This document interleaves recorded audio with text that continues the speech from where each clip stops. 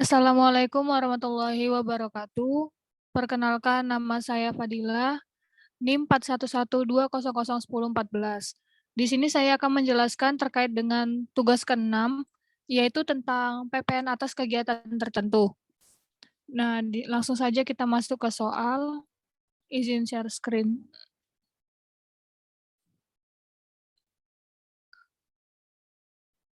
Oke, itu soal yang pertama. Ibu Ani merupakan memiliki toko emas dan dikukuhkan sebagai KPK. Pada bulan Januari 2019, terjadi transaksi penjualan emas perhiasan sebesar 150 juta. Berikut biaya pembuatan sebesar 35 juta dan penjualan emas batangannya 60 juta. Diminta hitung PPN atas transaksi tersebut dan bagaimana mekanisme pemungutannya. Nah, di sini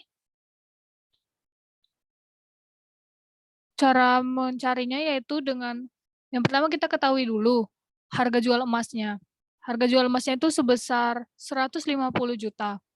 PPN terutangnya itu 10% dikali 20% dikali harga jual emas. Jadinya 10% dikali 20% dikali 150 juta. Dapatkan hasil 3 juta. PKP wajib memungut dan menyetorkan PPN terutang atas transaksi dari emas perhiasan tersebut ke kas negara.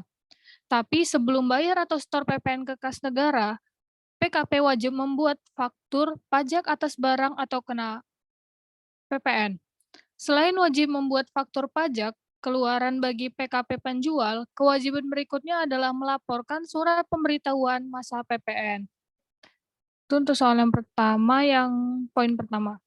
Sekarang lanjut yang ke nomor 2, masih di soal yang pertama.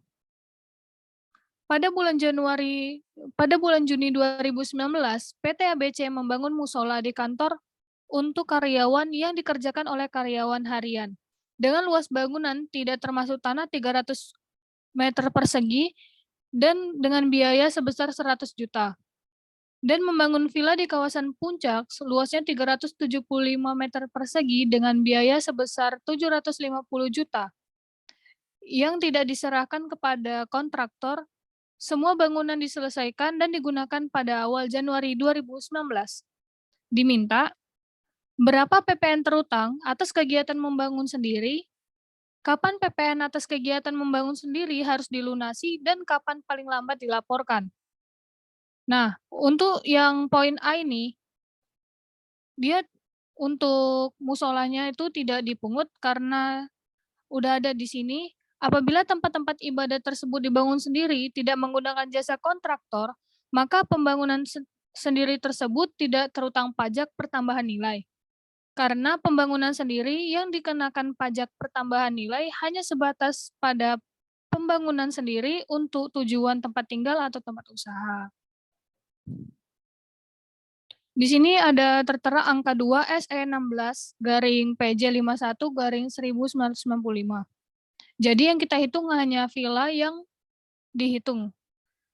PPN terutang villa yaitu dengan cara 10% dikali 20% dikali jumlah biaya yang dikeluarkan untuk membangun bangunan.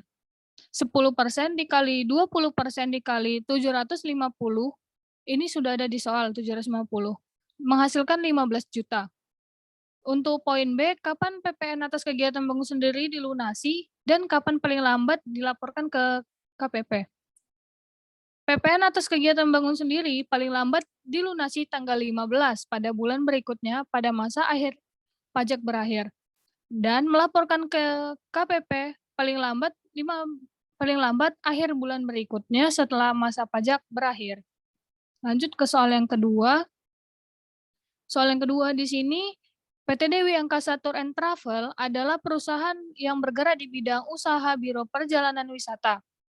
Bertempat kedudukan di Jalan Raya Sudirman nomor 1 Jakarta 14420, PT Dewi Angkasa Tour dan Travel telah terdaftar sebagai wajib pajak dengan NPWP 02345-100-5/432.000 dan telah dikukuhkan sebagai PKP. Pada Oktober 2016, PT Dewi Angkasa Tour dan Travel akan menghitung dan melaporkan PPN dalam transaksi sebagai berikut. Yang pertama, pada tanggal 5 Oktober 2018, PT Dewi Angkasa Tour dan Travel memberikan pelayanan paket wisata pada PT Araya yang beralamat di Jalan Magarse, Bandung dengan NPWP 02333444560600 dengan jumlah tagihan sebesar 400 juta. Nilai paket wisata tersebut termasuk tiket pesawat dalam negeri sebesar 200 juta. Seluruh biaya langsung dilunasi. Itu kita bisa cari dengan cara yang diketahui tadi ada paket wisata 400 juta dan sudah termasuk tiket wisata dalam negeri sebesar 200 juta.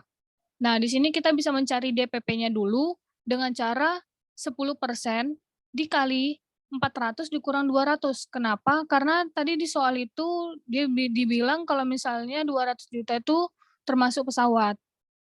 Jadi kita kurangkan 200 juta dikali 10%, menghasilkan 20 juta. Dan untuk nomor yang kedua, pada tanggal 9 Oktober 2018, memberikan layanan paket wisata dengan jumlah tagihan 400 juta kepada PT Jaya Selalu dengan NPWP 010114083241.000 dan langsung dilunasi. Nah, di sini kita dapat mencarinya. Pertama diketahui dulu nih, ada memberikan pelayanan paket wisata dengan jumlah tagihan 400 juta. DPP-nya langsung kita kalikan saja karena itu udah include di situ semua. 10% dikali 400 juta, hasilnya itu 40 juta. Dan PPN-nya itu adalah 10% dari DPP. Kita dapatkan 10% dikali 40 juta menghasilkan 4 juta. Lanjut soal yang ketiga, membeli komputer dan printer untuk keperluan operasional usaha kepada PT Wijaya NPWP 01132197441000 sebesar 65 juta.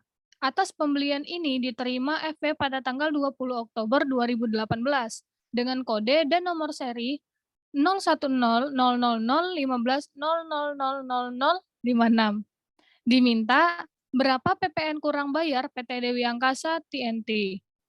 Nah, di sini PPN-nya ini kita dapatkan 65 juta dikali 10%, mendapatkan hasil 6.500.000.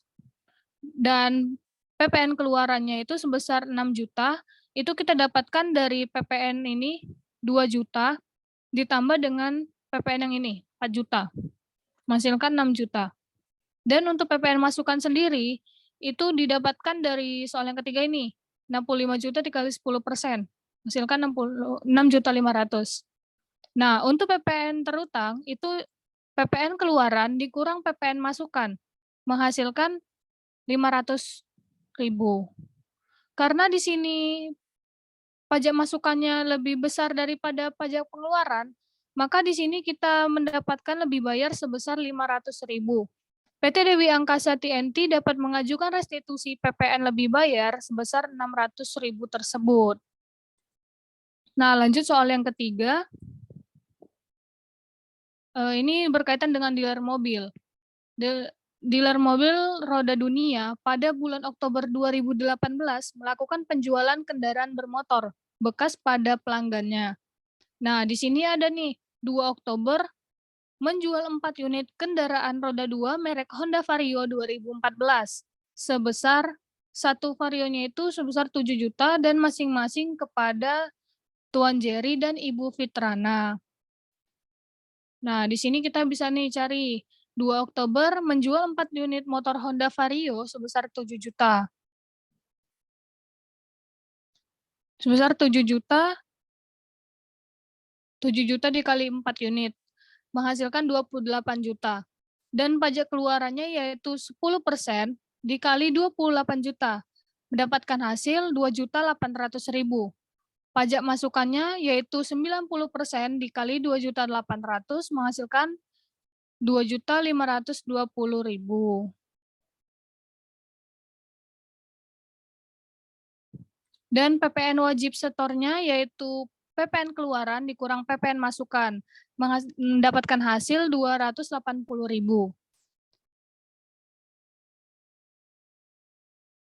Memungut total PPN sebesar 280.000 dari pembeli, lalu menyetor PPN dengan surat setoran pajak ke kantor pelayanan pajak.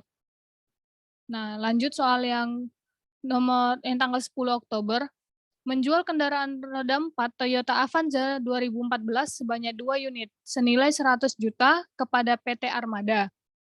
Nah, di sini harga satuannya 100 juta. Kita kalikan 2 unit, mendapatkan hasil 200 juta. Pajak keluarannya yaitu 10% dikali 200 juta, mendapatkan hasil 20 juta. Dan pajak masukannya yaitu 90% dikali 20 juta, mendapatkan hasil 18 juta. PPN wajib setor yaitu dengan PPN keluaran dikurang dengan PPN masukan, mendapatkan hasil 2 juta. Dari 20 juta dikurang 18 juta, jadi kita dapatkan 2 juta. Ia memungut total PPN sebesar 2 juta ini dari pembeli lalu menyetor PPN dengan surat setoran pajak ke kantor pelayanan pajak. Selanjutnya yaitu ada tanggal 12 Oktober, membayar jasa servis kendaraan senilai 6 juta ke bengkel Oke Servis. Nah, di sini kita bisa mencatat langsung PPN-nya 10% dikali 6 juta, mendapatkan hasil 600.000. Dan yang membayar PPN sebesar 600.000 kepada pemungut pajak Oke Servis. Yang 15, menjual kendaraan roda 4 sedan Honda Civic tahun 2013 sebanyak 1 unit senilai 80 juta kepada Tuan Tommy. Di sini kita bisa mencatat pajak keluarannya yaitu 10% dikali dengan 80 juta, dapatkan hasil 8 juta. Dan pajak masukannya sendiri 90% dikali 8 juta tadi, dapatkan hasil 7.200.000. Dan PPN wajib setornya yaitu PPN keluaran dikurang dengan PPN masukan, 8 juta dikurang 7.200.000, mendapatkan hasil 800.000. Dan yang memungut total PPN sebesar 800.000 dari pembeli, lalu menyetor PPN dengan surat setoran pajak ke kantor pelayanan pajak. Selanjutnya yaitu tanggal 20 Oktober, membayar tagihan telepon kepada PT Telkom dari pemakaian bulan September senilai 750.000 termasuk PPN. Di sini membayar tagihan telepon yang termasuk PPN sebesar 750 kepada pemungut pajak yaitu PT Telkom. Langsung saja karena di situ udah tertera termasuk PPN. Dan tanggal 25 Oktober membayar jasa servis AC sebesar 500.000 kepada CV Buana. Nah, di sini tidak dikenakan PPN karena jasa servis AC sendiri itu masuk ke PPh pasal 23. Dan selanjutnya yaitu soal yang keempat, PT SNS merupakan perusahaan jasa ekspedisi dan kemudian Pak Burhan ingin mengirimkan paket. Paket Pak Burhan tersebut dikenakan harga sebesar 550.000. Hitunglah PPN yang harus dibayarkan Pak Burhan. Nah, di sini PPN jasa pengiriman paket sendiri ada tarifnya itu 10% dikali 10% dikali nilai yang tertagih. PPN terutangnya yaitu 10% dikali 10% dikali 550.000, mendapatkan hasil 5.500. Nah, PPN yang harus dibayarkan oleh Pak Burhan sebesar 5.500. Nah, sekian dari hasil penjelasan saya terkait dengan soal yang ke-6. Apabila ada salah saya mohon maaf. Wassalamualaikum warahmatullahi wabarakatuh.